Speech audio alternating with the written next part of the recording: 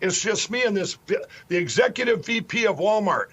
And he gets on there. Now, remember, the CMO said sales are fatiguing, which was a lie. This guy, I talked to him and I said, this will be your biggest product buy-through in the history of Walmart, just like my other 3 price points were. I said, we're going to give you a MyPillow at $19.88. That's what you can retail it for in your store. And so he goes, all of a sudden he goes, well, no, we're not ever having MyPillow again. He said, you don't make the rating of a 4. And I go, what rating system? What's up, everybody? Major Retired Richard Ojeda here. And the MyPillow moron is one of those losers that just doesn't go away. Well, he keeps fading further and further into obscurity. Last time we heard from this lunatic was during the whole truckers blockade, the Freedom Convoy, whatever stupid moniker they tried to sell it as the biggest revolution since the Magna Carta. Of course, the Freedom Convoy flopped big time, and 2 days later, nobody knew what the hell those crybabies were whining about, and people were going past them on their daily business, wondering why these grown adults were playing Smokey and the Bandit instead of working for a living like the rest of society. And he goes, no, he says, well, we're canceling MyPillow.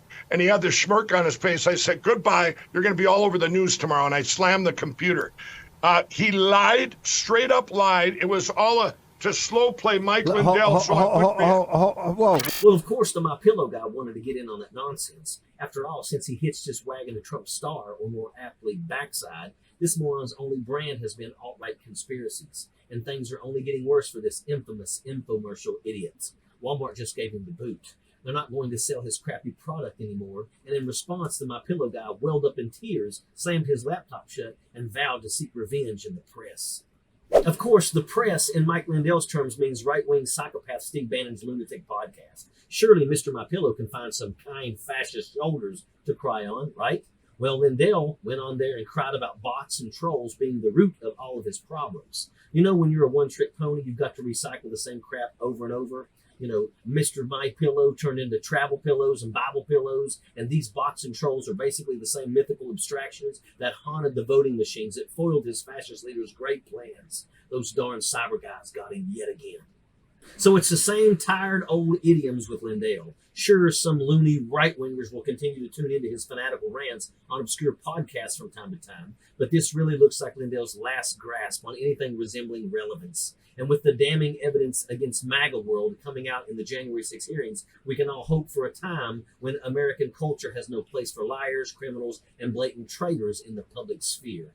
Because that's all Lindell is known for at this point. He's a symbol of modern Republican Party, a completely unhinged madman, totally incoherent, and that's in his best moments with a combination of violence and ignorance that are dangerous. That's the recipe of the right-wing media, darling. And how telling is it that the MyPillow guy is your most credible source behind your fables of election fraud? So tell me what you think.